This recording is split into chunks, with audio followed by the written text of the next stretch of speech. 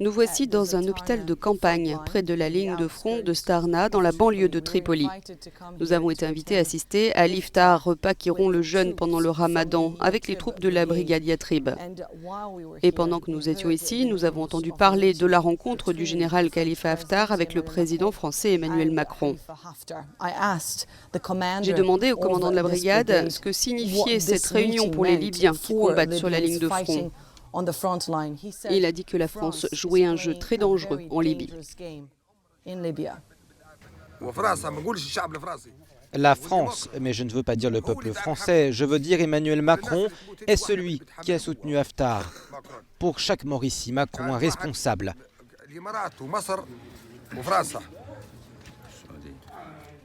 Ces trois pays arabes, l'Égypte, l'Arabie Saoudite et les Émirats soutiennent Haftar, mais Macron est le plus diabolique de tous. Macron a soutenu Haftar politiquement et militairement.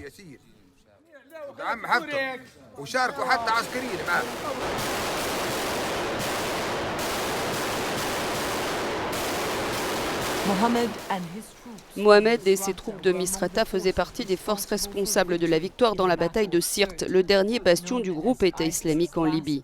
L'ironie, dit-il, c'est que ceux qui ont expulsé le groupe terroriste hors du pays en 2016 sont maintenant qualifiés de terroristes. Ceux qui sont avec Haftar maintenant, ils n'ont pas combattu le terrorisme. Nous l'avons fait. La vraie guerre. On s'est battu pendant 7 ou 8 mois, ce qui a entraîné le martyre de plus de 700 personnes et 12 000 blessés. Vous dites que vous luttez contre le terrorisme à Tripoli et que ce sont des terroristes. Ils ont combattu Daesh avec moi.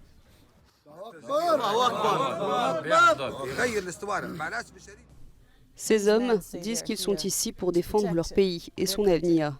Ils estiment qu'Haftar représente une menace pour la démocratie en chemin et la stabilité de la Libye et que la communauté internationale devrait faire beaucoup plus pour arrêter cette guerre. Une guerre à laquelle ces hommes disent vouloir mettre fin le plus vite possible, une guerre qu'ils auraient préféré voir ne jamais commencer. Annelise Borges in the outskirts of Tripoli for Euronews.